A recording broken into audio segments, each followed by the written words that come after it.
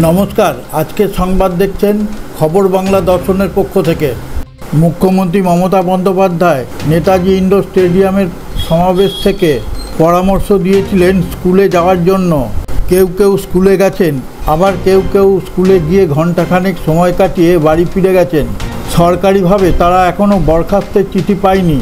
তবে মুখ্যমন্ত্রীর পরামর্শ মানলেন না চাকরিহারা শিক্ষক শিক্ষিকাদের একটা বড় অংশ। জেলায় জেলায় এমনই কিছু টুকরো টুকরো খবর পাওয়া গেছে।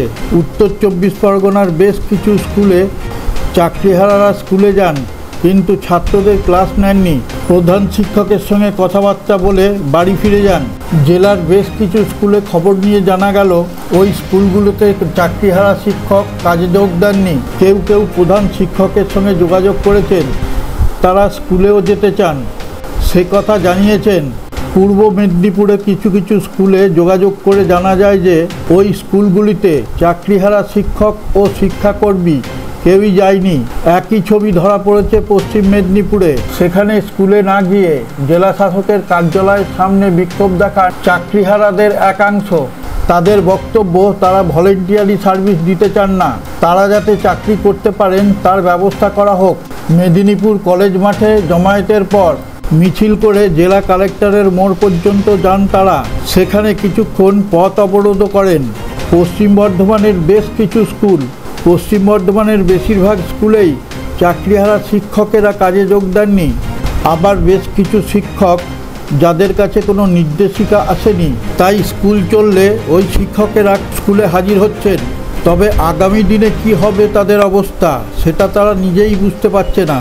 তৃণমূলের সংসদীয় দলে গৃহযুদ্ধ, সেই যুদ্ধের একজন হলো প্রবীণ সাংসদ কল্যাণ বন্দ্যোপাধ্যায়। মঙ্গলবার নয়াদিল্লিতে সাংবাদিক বৈঠক করে দলের 3 সাংসদকে নিশানা করেছেন লোকসভায় তৃণমূলের মুখ্য সচেতক কল্যাণ বন্দ্যোপাধ্যায়। তিনি বুঝিয়ে দিলেন কার কার কথা বলতে চেয়েছেন।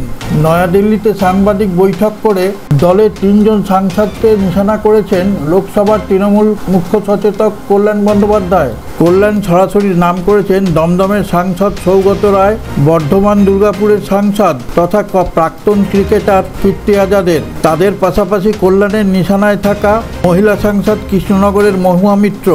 বাইরে থেকে এসছে, আমাদের প্রদেশের নয়, সেই বাইরের প্রদেশের এমপি সেই ভিডিওটা করে বাজারে ছেড়ে দিয়েছে এবং এর ব্যাকগ্রাউন্ড একটা রয়েছে। ঠিক তার আগের দিন কীর্তি আজাদ কয়েকজন মহিলা এমপি এবং 2-4 জন মেল এমপি একটা চিঠিতে সিগনেচার নিয়েছিল। সিগনেচারটা নেওয়ার পর সিগনেচারটা বলেছিল চিঠিতে অ্যাড্রেস টু দি স্পিকার।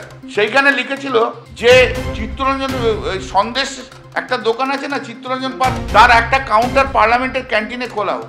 যে মুহূর্তে আমি জানতে পেরেছি সঙ্গে সঙ্গে আমি বিরোধিতা করেছি, না এটা হতে পারে না। পার্টি না অন্য কথা, পার্টির উইদাউট কনসেন্ট কে দোকান খুলবে এটা কি করে হয়? আর আমরা তৃণমূল কংগ্রেস প্রাইভেট ব্যবসাতে কখনো আমরা ইন্টারেস্টেড নই। তখন সে আমাকে বলে না এটা তো আমাদের প্রাইভেট ম্যাটার। আমরা no, it is not a private matter. MP হয়ে এসে জিতে এসছো তৃণমূলের পার্টির সিম্বল, এখানে সিগনেচার কালেকশন করছে এমপিদের, is not a private matter. চিঠি জমা দিতে পারেন। ন্যাচারালি রাগ তো আমার উপর জন্মেইছে, কে জানে কোথায় কার কি কথাবার্তা হয়েছিল। এটা এলো আমার কাছে টেক্সট যে অল এমপিস 9:20 যারা দিল্লিতে আছে তারা 9:20 পার্টি অফিসে আসবে, মানে আমাদের পার্লামেন্টারি পার্টি অফিসে। নামার পরে আমাকে একজন মহিলা এমপি বলছে আমার নাম নেই কেন, আমাকে দিয়ে সিগনেচার কালেক্ট করা হয়নি কেন, নেওয়া হয়নি কেন। আমার যার ইনস্ট্রাকশন সেই অনুযায়ী আমি কাজ করেছি, ইনস্ট্রাকশনের বাইরে তো আমি কাজ করবো না। নাম নেই আমি কি করব? শুধু যে সমস্ত এমপিদের থাকতে বলা হয়েছে তাদের মেসেজ পাঠিয়ে, কারণ তারা যে এতে আসবে সেটাও আমি জানতাম, সেটাও আমাকে কখনো কমিউনিকেট করে। দেন সি সাউটেড যে ডেলিভারিটলি আমাকে সিগনেচার করে না। আমার ডোন্ট ওয়ার্ল্ড উইথ মি, আমার সঙ্গে ঝগড়া করে না। Then she was shouting at the top level, I was also shouting, no doubt. In the meantime সেই ভদ্রমহিলা দৌড়ে চলে গেলেন বিএসএফকে গিয়ে বলছে অ্যারেস্ট মাই এমপি, অ্যারেস্ট। ভাই আমি 40 বছর রাজনীতি করছি, কংগ্রেস সিপিএম বিজেপির বিরুদ্ধে লড়ে এসেছি আমি। আপনারা দেখছেন কিভাবে আমি পার্লামেন্টে লড়ি।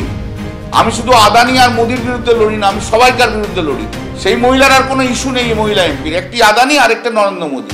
অন্য বিজেপির কোনো নেতাকে চ্যালেঞ্জ করে না, পশ্চিমবাংলার কোনো নেতা সম্বন্ধে কিছু বলে না।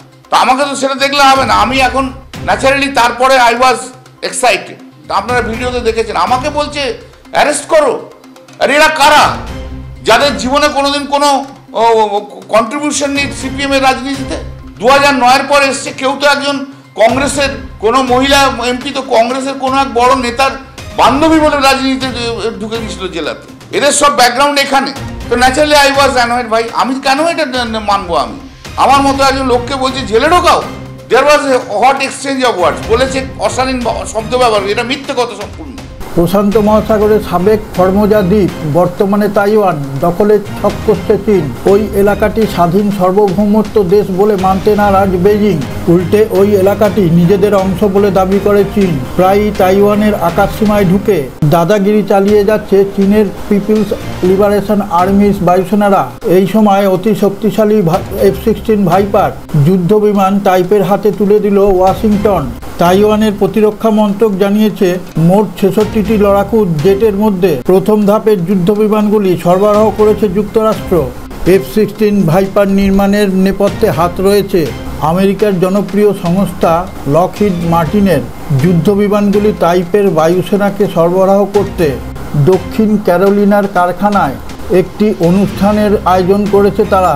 সেই ছবি এক্স হ্যান্ডেলে পোস্ট করেছেন মার্কিন রাজনীতিক তথা পার্লামেন্ট কংগ্রেসের সদস্য উইলিয়াম ডিংস। চাকরিহারা প্রার্থীদের একটা অংশ 21শে এপ্রিল নবান্ন অভিযানের ডাক দিয়েছে।